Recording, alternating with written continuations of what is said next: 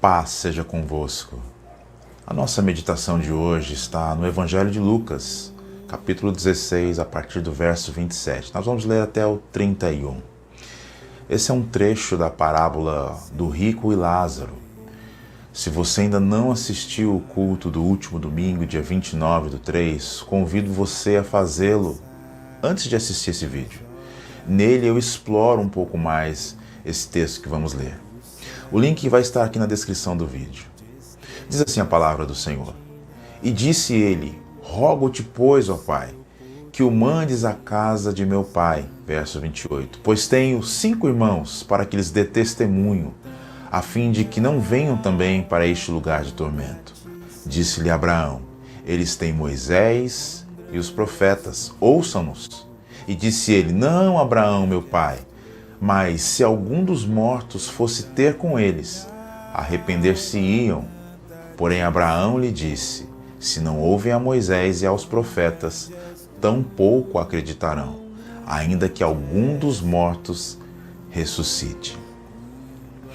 Jesus está falando com os fariseus e tratando a questão do mau uso das riquezas. O rico da parábola foi para o inferno, porque negligenciou a sua riqueza e o ensino das Escrituras.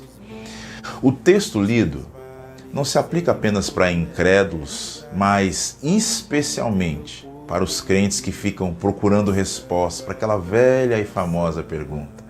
Se os sinais acompanhariam os crentes, por que não vemos paralíticos andarem, cegos enxergarem, mortos ressuscitarem nos nossos dias? Bom, eu tenho 2 respostas para essa pergunta. Primeira, essas coisas podem não estar acontecendo aqui no nosso contexto, mas se você conversar com algum missionário, você vai se surpreender com os sinais que Deus continua fazendo.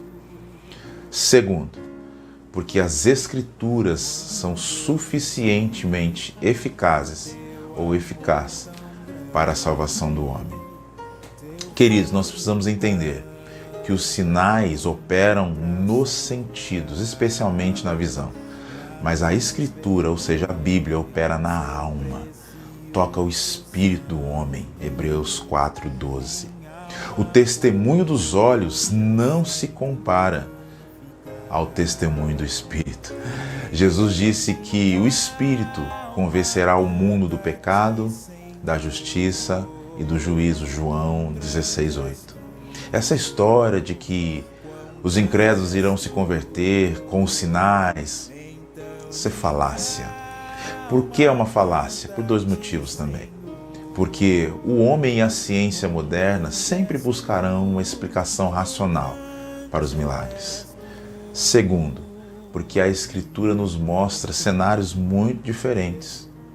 Eu te dou alguns exemplos. Lucas, no capítulo 23, a partir do verso 7, diz que Herodes, o tetrarca, ouvira dizer que Jesus realizava muitos milagres. E o texto sagrado nos diz que ele se alegrou muito em ver Jesus e desejou ver algum milagre, mas ainda assim escarneceu dele e o tratou com desprezo.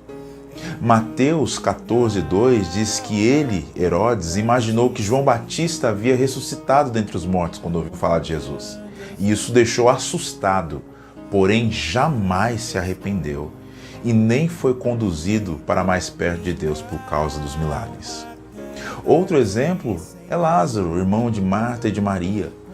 Lázaro foi ressuscitado por Jesus, mas logo depois os judeus planejavam matá-lo. João 12:10. O que dizer de Jesus que ressuscitou, apareceu aos discípulos e depois o texto diz, 1 Coríntios 15:6, que ele apareceu para mais de 500 irmãos e ainda hoje é motivo de escárnio. Alguém já disse que o maior de todos os milagres não surtirá efeito sobre aqueles que estão resolvidos a não crer. Sendo assim, irmãos, eu os convido a anunciar as boas novas, a palavra do Senhor.